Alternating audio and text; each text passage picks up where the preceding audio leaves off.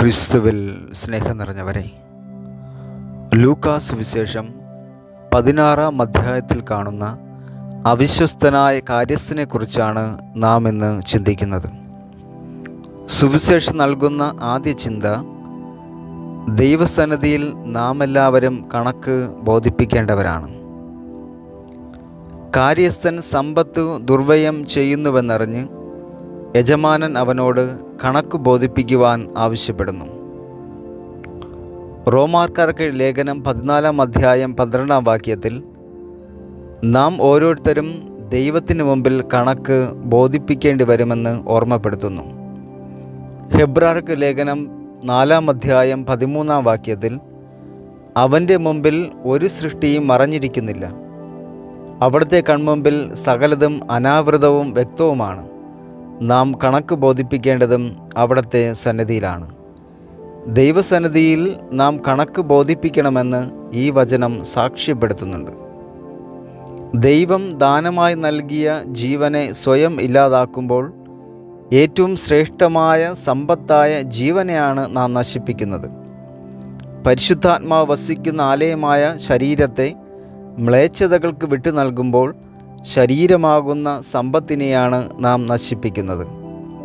നിത്യജീവൻ നൽകുന്ന പരിശുദ്ധ കുർബാനയെ അവഗണിക്കുമ്പോൾ കർത്താവിൻ്റെ ശരീരമാകുന്ന വലിയ സമ്പത്തിനെയാണ് നാം നഷ്ടപ്പെടുത്തുന്നത്. ദൈവം ഈ ഭൂമിയിൽ നൽകുന്ന കൃപകളെയും ദാനങ്ങളെയും ദൈവത്തിൻ്റെ സമ്പത്തായി കരുതി നാം വിനിയോഗിക്കണം. വചനം ചോദിക്കുന്നുണ്ട്, ആരാണ് വിശ്വസ്തനായ കാര്യസ്ഥൻ? ലൂക്കാസ് സുവിശേഷം 12-ാം അധ്യായം 43-ാം വാക്യത്തിൽ യജമാനൻ വരുമ്പോൾ ജോലിയിൽ വ്യാപൃതനായി കാണുന്ന ഭൃത്യൻ ഭാഗ്യവാൻ, അവൻ തൻ്റെ സകല സ്വത്തുക്കളുടെ മേൽ അവനെ നിയമിക്കും. കാര്യസ്ഥതയിൽ ഒരുവൻ അവിശ്വസ്ത കാണിച്ചാൽ അവൻ്റെ സ്ഥാനം പല്ലുകടിയും വിലാപവും നിറഞ്ഞ സ്ഥലത്തായിരിക്കുമെന്ന് വചനം ഓർമ്മപ്പെടുത്തുന്നു. സുവിശേഷം നൽകുന്ന രണ്ടാമത്തെ ചിന്ത, കാര്യസ്ഥൻ വളഞ്ഞ വഴിയിലൂടെ ലോകത്ത് സ്നേഹിതരെ സമ്പാദിക്കുന്നു. സ്വന്തം നിലനിൽപ്പിന് വേണ്ടി യജമാനൻ്റെ കടക്കാർക്ക് കടം ഇളവ് ചെയ്തു നൽകുന്നു. ആദ്യത്തെ കടക്കാരൻ നൽകാനുള്ളത് 100 ബത്ത് എണ്ണയാണ്.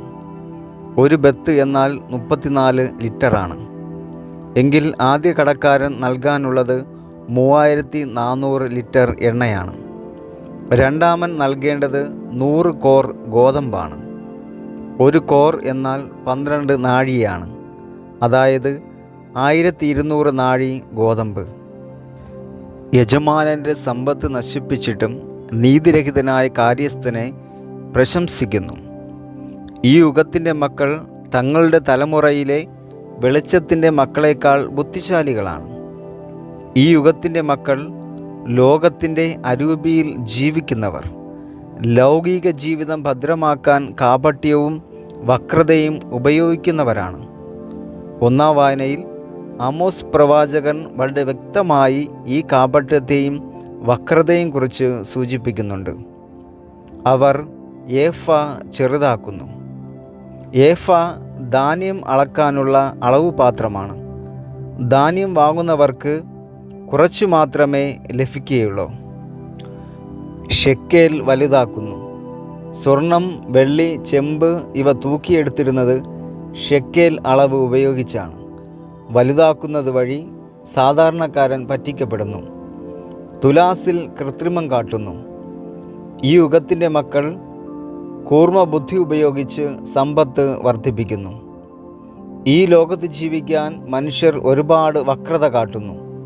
ഉപമയിലെ കാര്യസ്ഥൻ്റെ പ്രവൃത്തിയെ അല്ല യജമാനൻ പ്രശംസിക്കുന്നത്, അവൻ്റെ വിവേകത്തെയാണ് പ്രശംസിക്കുന്നത്. ജീവിതത്തിലെ പ്രശ്നം തരണം ചെയ്യാൻ കാര്യസ്ഥൻ വിവേകം കാണിച്ചു എന്നാണ് യജമാനൻ പറയുന്നത്.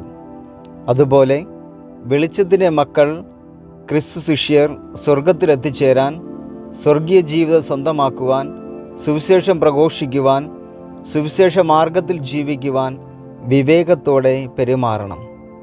മത്തായിയുടെ സുവിശേഷം 10-ാം അധ്യായം 16-ാം വാക്യത്തിൽ യേശു തൻ്റെ ശിഷ്യന്മാരോട് പറയുകയാണ്, ചെന്നായ്ക്കളുടെ ഇടയിലേക്ക് ചെമ്മരിയാടുകൾ എന്ന പോലെ ഞാൻ നിങ്ങളെ അയക്കുന്നു. അതിനാൽ നിങ്ങൾ സർപ്പങ്ങളെപ്പോലെ വിവേകം ഉള്ളവരായിരിക്കുവിൻ. സുവിശേഷം പ്രഘോഷിക്കുവാൻ ബുദ്ധിപരമായ വിവേകം കാണിച്ച പൗലോസിനെ അപ്പോസ്തല പ്രവർത്തനം 22-ാം അധ്യായത്തിൽ കാണുന്നുണ്ട്.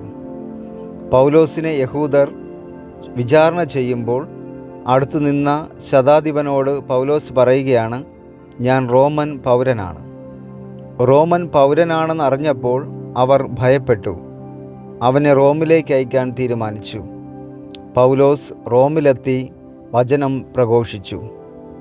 ഈശോ പറയുകയാണ്, ഈ ലോകത്തിൻ്റെ മക്കൾ കാണിക്കുന്ന ഉത്സാഹം, ബുദ്ധി, വിവേകം വെളിച്ചത്തിൻ്റെ മക്കളായ നാം ക്രിസ്തുവിനെ പ്രഘോഷിക്കാൻ സ്വർഗത്തിലെത്തിച്ചേരാൻ കാണിക്കണം.